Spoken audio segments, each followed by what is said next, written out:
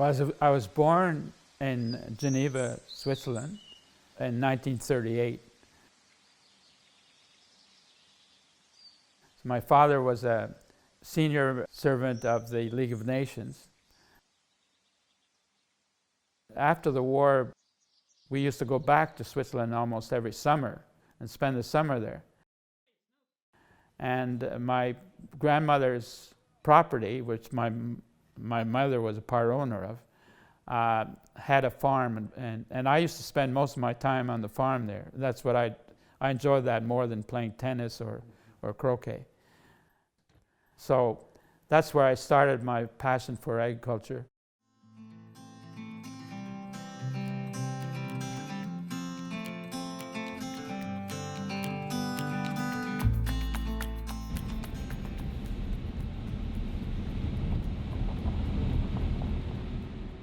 Canada cranberry growing was originally mainly in British Columbia.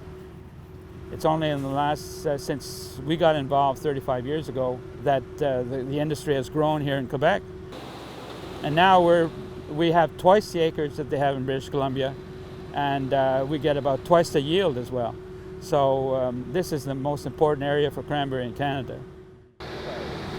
We saw the beater beating the fruit off the vines, and then the fruit floating up on the surface. And now the fruit has been brought off to one end, and now they're pumping them into trucks to bring them back to the receiving station.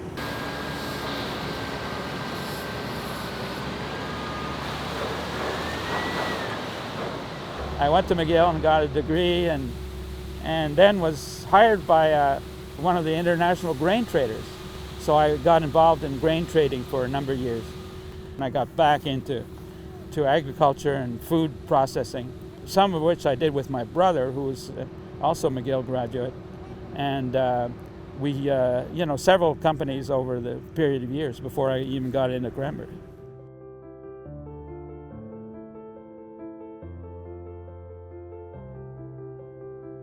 Actually, McDonald was the agricultural college of the whole of Eastern Canada at the time.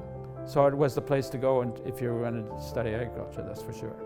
Well, certainly the McDonald, that's what the atmosphere I wanted. So the gang that was there was the kind of people that I wanted to be with. We had a lot of fun together. I don't look very impressive there. But anyway, that was my group. And I was living in the house and everything. At the diploma course where that's me in the middle, I was president of the class. And this is some years later when we had a reunion.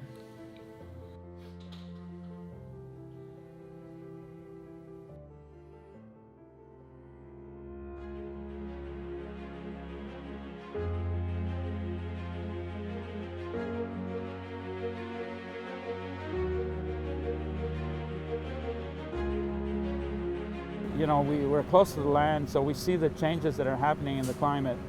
But then when you read about the fires in California and the deserts that are increasing elsewhere in the world, and the ice cap that's melting, you realize that we're not in balance.